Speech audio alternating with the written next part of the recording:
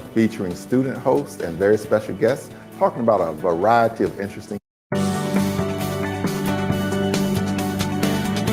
Hello, this is Michael Eure, and I'd like to invite you to the Michael Eure Show featuring student hosts and very special guests talking about a variety of interesting topics. You can find us on the Eagle Stream YouTube channel.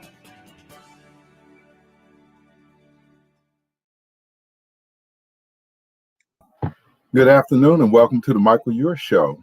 Today we have very special guests Lynnette Barber and Nathan Richardson, and they are really Sojourner Truth and Frederick Douglass. But today they're going to be Lynnette and Nathan for a little while. And for the audience, I want to make sure you know if you have any questions or comments, you can put them in the chat at any point, and we'll address them to Lynnette and Nathan. Also, for students, if you're interested in becoming a host or having your own show, please contact me at meure@waketech.edu. And so we're going to start the show off with Lynnette asking you a question or two. Tell me what made you decide you wanted to take on the personification of Sojourner Truth? Well, years ago, I've always enjoyed acting, but the singing part didn't come until I was almost 30. But I read a piece on Sojourner Truth, and it just spoke to me. And I was writing skits and different things in my church, and I decided she was someone that beyond the church, everyone needed to know about her. So many powerful things that she did in her lifetime, and how as this Black woman, she was the first of many. So I just kind of took on the character, asked my my son's grandmother to make this costume because she could make anything from just sight. I went on from there, and as people would learn and hear what I would do, and maybe from the church, the next thing you know, I was all types of going all kind of places portraying the Sojourner Truth.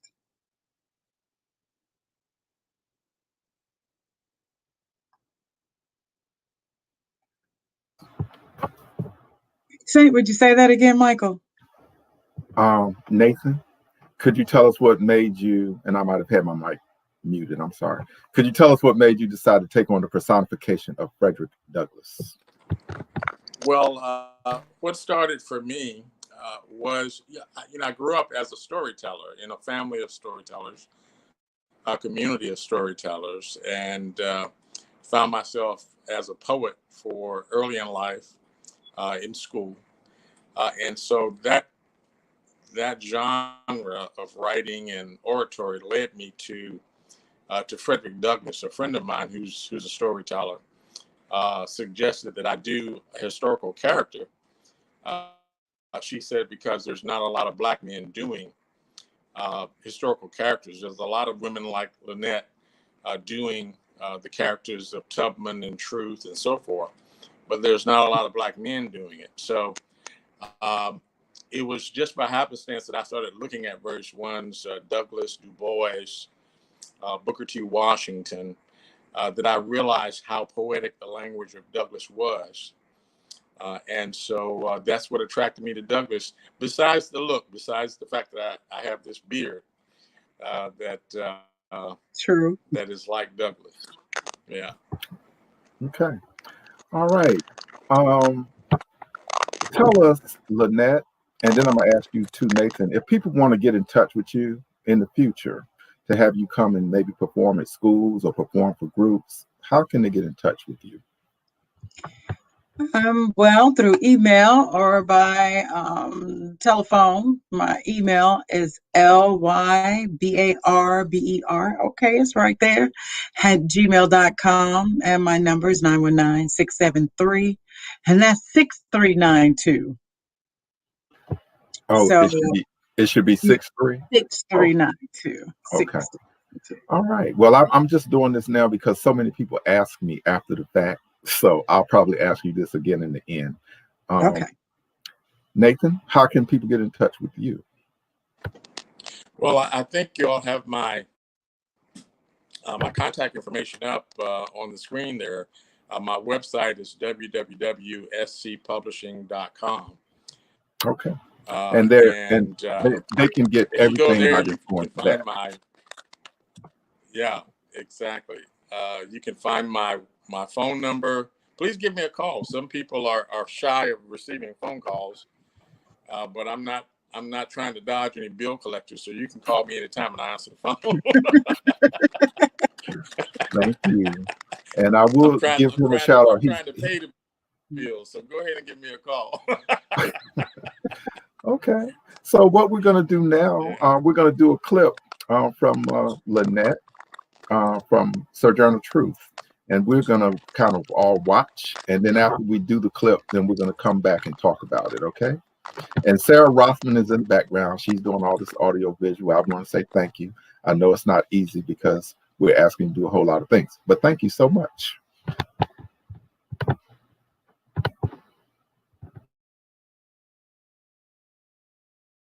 Through it all,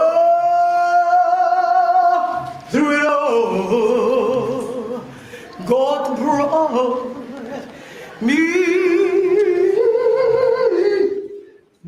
through. Somehow I made it, y'all. Yes, sir. Somehow I made it. How y'all doing out there today? All right. Now I heard that you want to hear a little bit about me, old Sojourner Truth. Now I was born 1797. All right. Well, we have a few questions starting, and we might as well go ahead and answer them now. And one of them is for Lynnette. Where's the origin of the Lynnettes? Where's your beautiful dress come from? Well, it was just bought in a department store. It's in the African style, but it was not especially made for me or anything like that. Right. It is the African style. Okay, I like it. But thank you. And if anybody has any additional questions or comments, please remember to put them in the chat. And someone wanted your contact information, but we're going to put that up again for y'all if you missed it in the beginning. So Lynnette, tell us a little bit about that clip that we just saw. What was that about? Well, that was just the introduction because I didn't know if that was going to be seen before I ever said anything. But she was born in upstate New York in 1797, born a slave girl. Her first master was Artenberg or Hartenberg, it's said different ways, but from the narratives, it's Artenberg. On the plantation, her mother, Ma Betts, and Bomfrey, her father, had about 12 or 13 children. And she was, well, we'll do this from the next clip, but she was a slave girl until she was around 27 years old and wanted her freedom. But she sung, she loved to sing. And that was also another way to get attention from folks, as we can talk about a little later. Okay. So Sarah, we're going to try to do the second clip from Lynnette now. And in the end, Nathan, you just keep remembering, I'm going to ask you how Frederick Douglass and Sojourner Truth interacted in the future.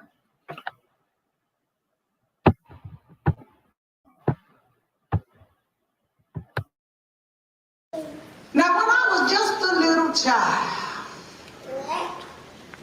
my mom took me and my brother Peter and took us outside and told us to look up over them willow trees and look up over in that sky and look up over them clouds and know that God was watching. She said, whenever you get down, whenever you get scared, know that God is watching you. Now, I think that's one of the reasons I've been so bold. And I always felt like I was so strong, because y'all, somebody, my God, watching.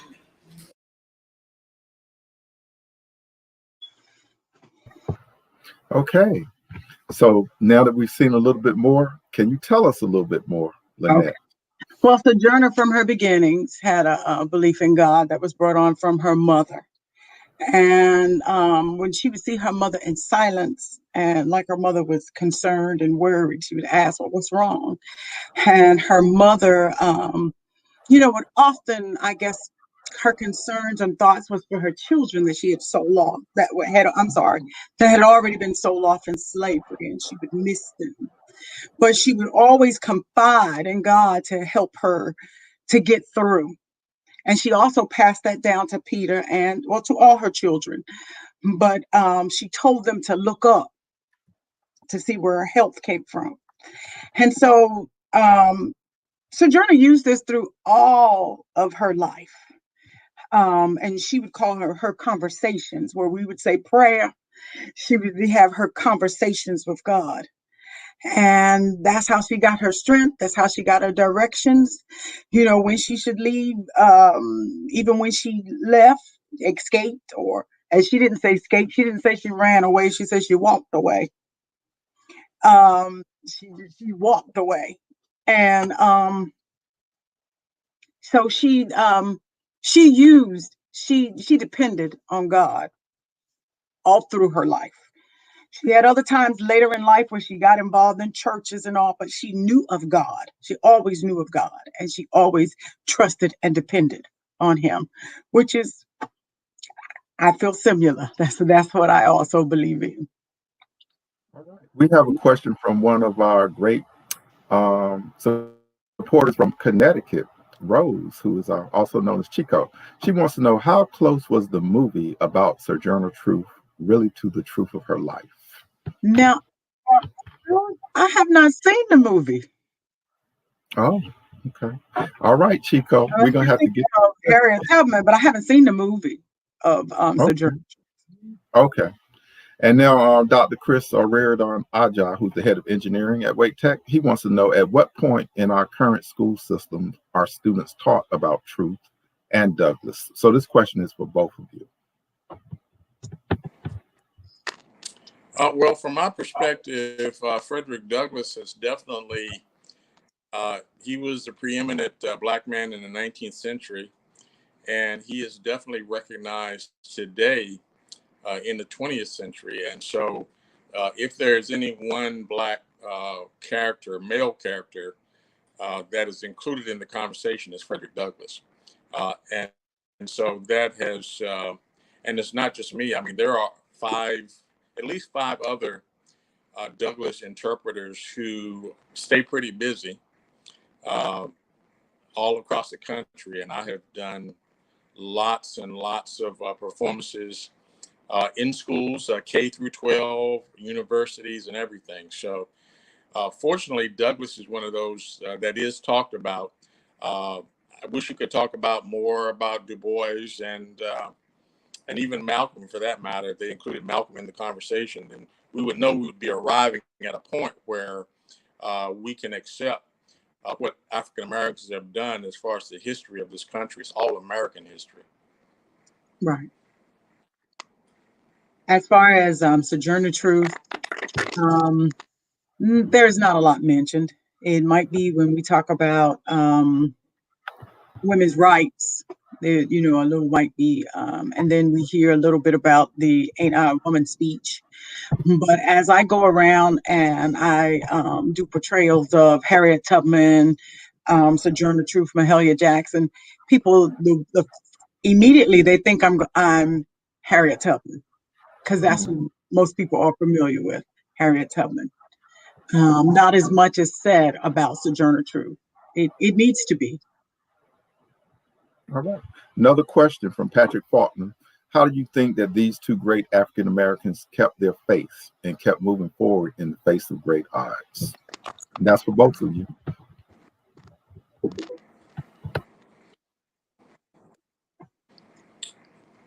I'll let Lynnette go first. Okay. Well, she had been born and raised to think that way, to have faith in God. And she had seen different things happen. that were, when she asked God questions and then she do those things, she had seen the good things happen from that. So, but her mother had embedded that in her, that you trust, lean, and depend on God. And so it just never left her. Sometimes, when our mother tell us something, those thoughts, those ways are always there. And so I'm thinking even when she was at a camp meeting and she struggled, scared because she was the only Black person there, and these rioters came and she got scared. These young white men came and she was scared. Hey, I'm the only, so surely they're gonna come to me. But then she thought about her faith in God, and she thought about how God has used her and the strength that she has. And so she ended up getting up, singing, talking, and end up how she's the one. And when she asked others at the campground, come on, come with me, they were like, no. They were scared and thought she was foolish to go. But because her faith in God and knowing that he had protected her and would cover her, she got up there, she sang her song, and next thing you know, they wanted more and they wanted more. And she's talked to them and they wanted more. And then she asked them, well, after this last one, because they couldn't get enough of her, could you lead, please? And she said it, I mean, everybody. And until everybody said yes, that's when she did the last song. And they did what she asked. They left. And again, she was trusting and depending on God. All right. We're going to come back and talk about these camp meetings, but Nathan, go ahead and answer.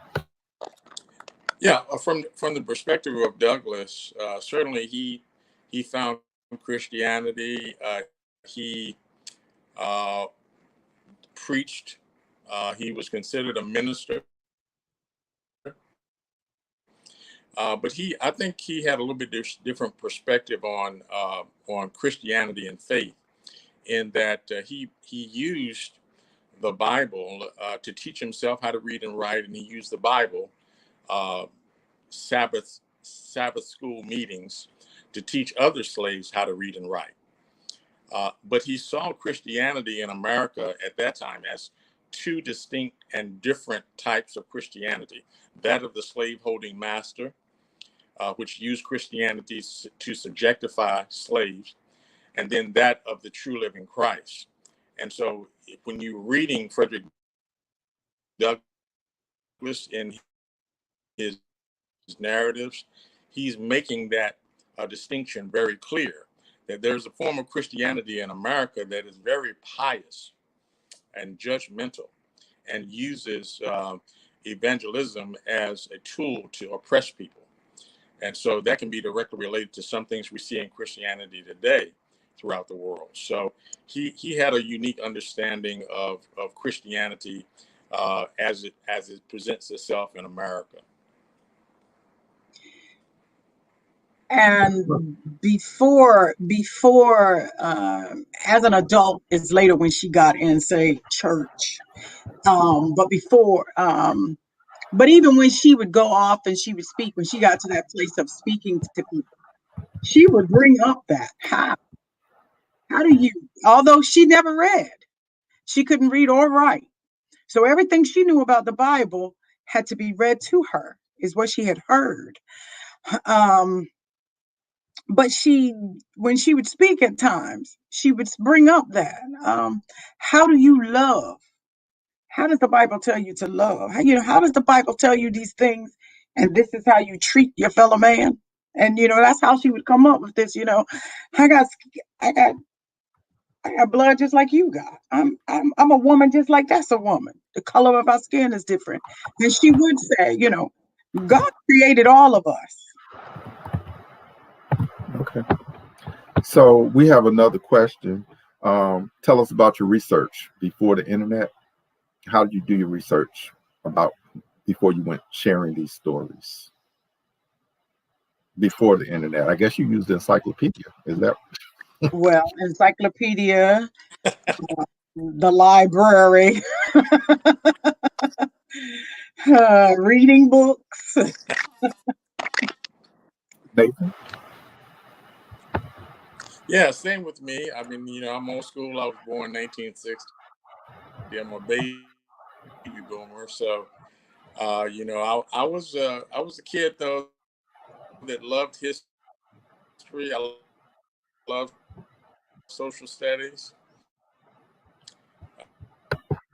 and so when I put away the World Book Encyclopedia, and now I use my cell phone. I use books. All right. Well, we're going to get ready to look at some more narrative at least 20 times.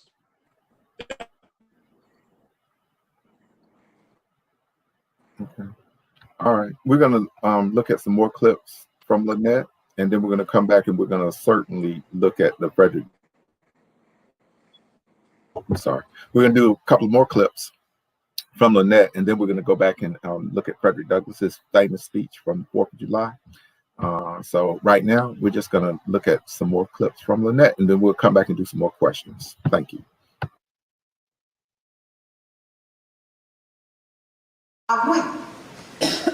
Now, later in my life, come this young woman, and I met this young man named Robert. We got any Roberts in here today? Where's Robert? Ain't no Roberts in here. All right, now some of y'all look good enough to be Robert. Robert was good looking. Robert was just what I wanted. But Robert belonged to the other plantation. We just met at the fence. And when word got back that we liked one another, well, I ain't never seen him no more. I heard that they beat him real bad and sent him off because there ain't wasn't no chances of losing one of theirs, or even if I had his baby, man, then it belonged to that other plantation, would make money. So that was the end of me and my rod. But later they decided they were gonna give me Tom. Any Toms in here?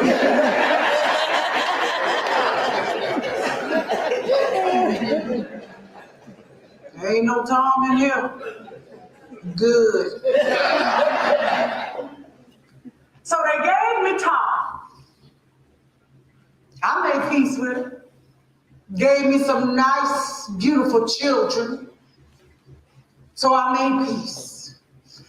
But you know, just like everybody else, I wanted to be free. We all want to be free.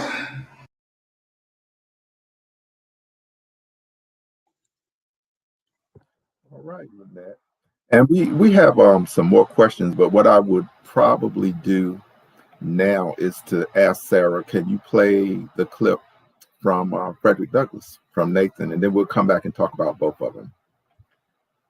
But thank you both for your patience, and thank you, audience.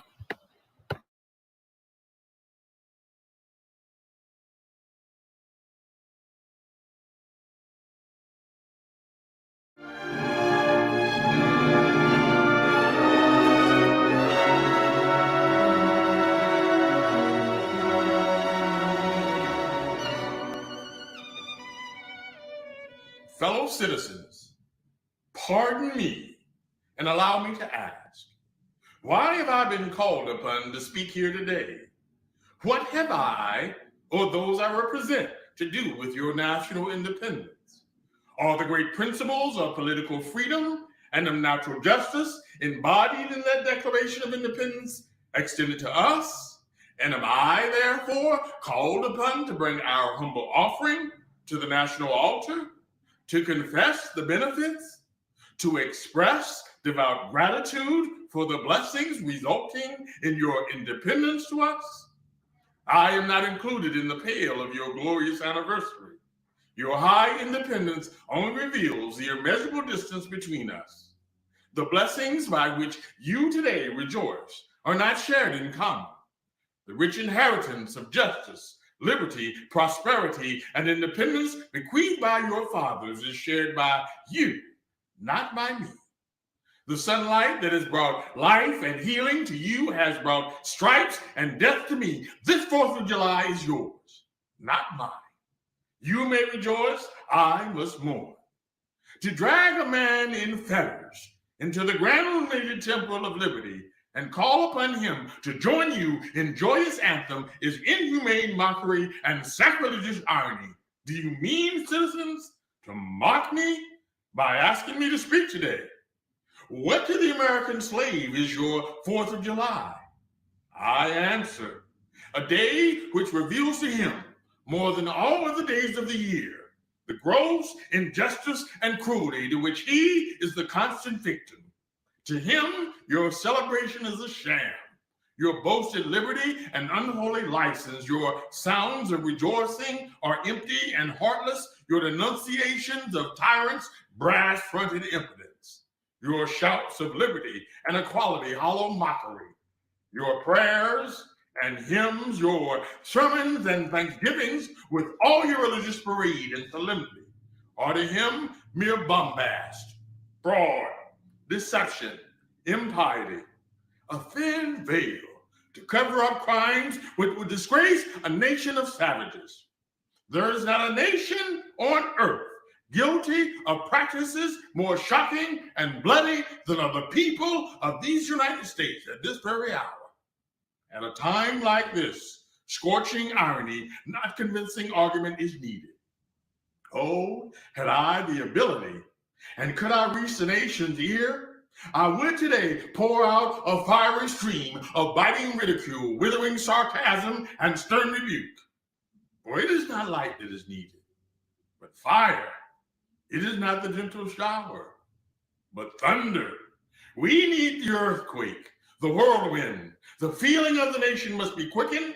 The conscience of the nation must be roused. The propriety of the nation must be startled. And the crimes against God and man must be proclaimed and denounced.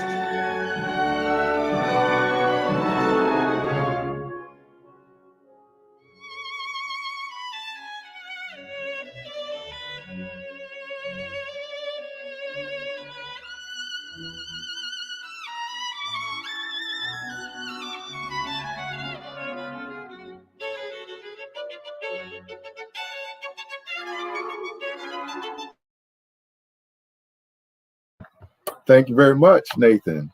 I enjoyed that. And Lynnette, I enjoyed it too. So we have another question from Patrick Faulkner. If they were allowed today, what do you think they would think about race and how African Americans have progressed or not? Either one can go first. Go ahead, Nathan. Well, this is something, and not exactly in the words of Frederick Douglass, although it's part Douglas and part me. I came up with this kind of phrase, twist of a phrase, where in the 19th century, during the period of slavery, the slaves would often say, "There's a sweet taste of freedom in our slavery," and I think now, if you look at the situation, is probably the bitter taste of slavery and our freedom.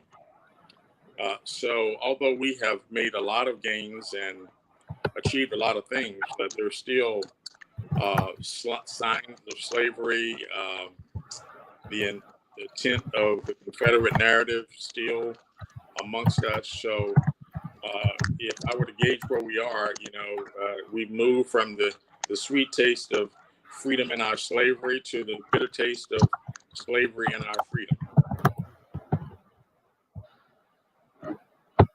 I agree. I don't know. As I review over the narrative of Sojourner Truth, I realize that in some places we are at the same places that we were in the 1800s. The feelings of it seems as if the feelings of that thing about our skin, and I don't know. I think there may be some little disappointment that we're talking about all these years later. and we're in some of the same places. Maybe not physically on a plantation, but it's still some going through so much. You may not be a literal slave with shackles on your feet, but if you are still being told when to work, where to work, for how much to work, then you might be a slave of society. And we had a comment from Richard Redding, which is really referring to the fact that he saw a book with Douglas's picture on it. And so we got to make sure that our young people get to see more images. And I think the depictions of people like you are images. So I appreciate what you do. And we got to kind of push you out there. So let's get your contact information one more time, because we're going to definitely try to get you back at Wake Tech in the future. And maybe you can come and be Frederick and Sojourner for our students, virtually, if not physically. Okay. Can I just say this? I know we say that they're not teaching it in schools, because we also know there's no prayer no longer in schools. But I think we as parents, we as aunts, we as uncles, we as grandparents, we need to pass this on to our children. It just shouldn't be depending on if the school does it. I am a school teacher, and I make sure I push it in my classroom. And if they're having anything at the school, or in the past, I even have had Black History performances, those type of things for the kids, and the students participated. But again, I say, so did I learn about this in school? Did not. But my father had the Black set of encyclopedias at home that he was reading through, or with different things he would discuss and say. So that's where my interest came from my father. So what I ask you today, we live at a step, our knowledge is at the stroke of our fingers. We do not have to get up and go to the library. We do not have to read this long story. We even got audio. If we don't want to read it, we can listen to it.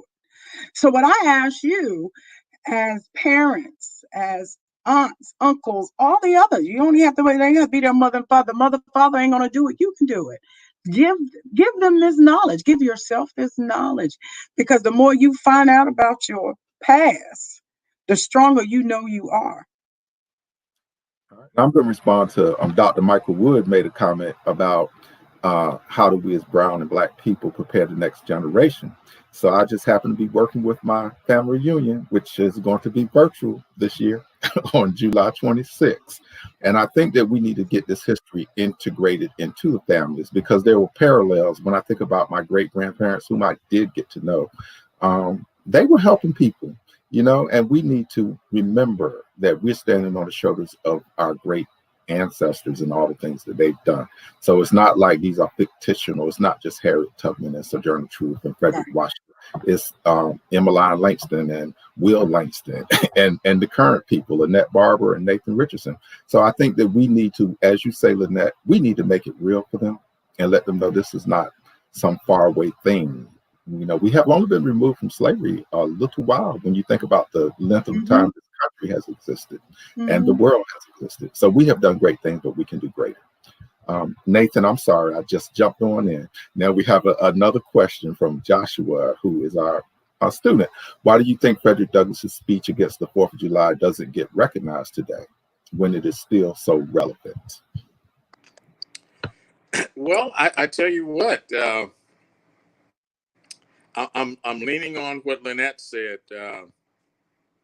If you're not aware of these characters, and these are the foremost characters, Sojourner Truth, Harriet Tubman, Frederick Douglass, Booker T. Washington, if you're not aware of who these people are and what they read, then you're letting your education get in the way of your schooling. That's a quote from Mark Twain. Don't let your education get in the way of your schooling. There's learning outside of the classroom. And so Frederick Douglass, this was actually What to the Slave of the 4th of July is his premier speech. That's the one I'm most often asked about. And it's highly misunderstood as well, because some people see it as I mean, he was certainly being very critical of the Constitution and the liberty, 4th of July, but he was also asking us to reflect on what we could do, what we should be doing to make this a more perfect union. So in introducing that speech, he was saying to the audience, he was quoting a guy named Sidney Smith, who said, men seldom eulogize the fame and fortune of their forefathers without leaving out or avoiding some folly or wickedness of their own. Our forefathers wrote this Constitution, but what are we doing to build on the Constitution? It's not a dead letter. If we get out there and become activists, we can create, if there's a 13th, 14th, and 15th Amendment, there can be, a 25th Amendment as well, if you so exercise your rights, right? But if you divest yourself of the Constitution, then there will be no new amendments, not from your perspective anyway. So, so that's what he, in the 4th of July speech, that spot, or the sweet part. Just like when you hear, I have a dream, you hear the sweet side of Martin Luther King. But how many of us go beyond the I have a dream rhetoric and listen to the actual words, the whole speech of I have a dream? How many of us go further beyond I have a dream to a knock at midnight, the speech on Vietnam? We do not do that. So it's, we have a responsibility to ourselves to educate ourselves. Sure. That was great. I do agree with that. Okay, I thank you. My cousin is looking forward to the reunion. I will say this, Nathan is from Virginia, and we've had at least 3 in Virginia. We've had one in Suffolk. The last one was in Hampton, and we've had it at Virginia Beach. So I've been using this week to exercise early in the morning. I have on my reunion t-shirts. I shout it out through my neighborhood so they know family reunions are important. Families are important. So we're getting ready to wind it down. So if either one, and I want to let the audience know on July 30th, they will be back and they will be in costume. She will be Sojourner Truth and he will be Frederick Douglass. So you're welcome. And if you have friends that missed this, it will be on YouTube starting this evening. And so y'all have some closing comments. I'm turning it over to you, Nathan and Lynnette, whichever one wants to go first. Give your contact information, of course, always. Okay. My contact information is L.Y. Barber, right there, 6113 at Gmail. And my number is 919-673-6392. And I do Sojourner Truth, Harriet Tubman, Mahalia Jackson in costume. And I'm also working on Fannie Lou Hamer right now with this situation of us voting and learning about all the people we're voting for. I want to start getting that out there to help get some information out about that. But I just want us to know as a people that we need to be proud from whence we've came, even if it was from slavery, even if it was from there, because sometimes when I've talked to kids over the years, it was like, we don't want to hear about that because almost like it's embarrassing because we were slaves. All right. But other races have been slaves. Other races have been so many other things, have gone through things. Jewish people from the Holocaust, many things, but they take their heritage and they're proud that they have came through it and they build from there. So what I say to us is, let's not be ashamed if our great, great, great, great grandma had broken up dialect and she was on a plantation. Because look at you now. And they went through what they went through so that we could be strong today. So that's what I say to us. Let's not feel like we don't want to talk about we're from Africa. We don't want to talk about being slaves. Let's talk about the strength. Because when you learn about what your folks have been through and how they held on, and so because of that, you are you, it will give you more strength to carry on. Just like Sojourner. That's right. And I want to jump in and say the slaves that were bought Amen were to not. that, Lynnette. just cotton pickers. They were very skilled workers. They didn't just go and pick up folk. So we're going to talk about that in the future, the history of why they bought the people they bought and all the great things they did. And I'm going to specifically focus on North Carolina because the heritage is rich. And I don't think Nathan is completely gone, but until he comes back, I'm going to keep talking because I'm on the African American Advisory Board for the North Carolina Museum of History. And we, if you get a chance, go to UNC TV. They just did a, and I will have it when we come back on the 30th, and I'll put it up for the audience. There's a documentary made about the town of New Bern. And there's a lot of great history on the coast in North Carolina. And there was an underground waterway, not just an underground railroad. So, Nathan, your final, and make sure you give us your contact information. Sure. This has been a great conversation, and I can't say too much else of what Lynnette said about that. But I tell you what. We certainly have a responsibility to ourselves. We need to understand primarily and taught a rhetoric to that we were slaves. I mean, when we were brought here in 1619, the first 19 Africans, we were not slaves. We were Africans who were put into bondage. And so in the talking of this, and we have to actually teach ourselves a different type of mindset when we say we were slaves. We were not slaves. We were Africans who were in bondage. And so that makes a distinct difference in the mind and the psyche of young people, that there's no such thing as a slave, a human being. There are humans who have been put into bondage. So I'm looking forward to next the 30th and meeting Sojourner Truth. And if you all want to contact me, you can just Google my name. I've been very blessed. I've been extremely blessed. Every year I'm more blessed. Frederick Douglass has actually made a tremendous impact on my life. And so you can Google my name, Nathan Richardson, and find Frederick Douglass. And you can also find my poetry. So, but my website is right there on the screen. So it was nice talking to you all.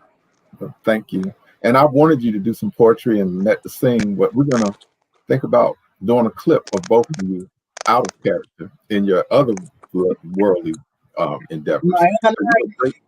I think you both have great talents, and I appreciate you sharing it with us today and with the community. And I look forward to seeing you on the 30th as well. And to the audience, thank you so much. We'll see you Thursday, July 30th for the Michael Eure Show. Goodbye, everyone. Bye. Thank you.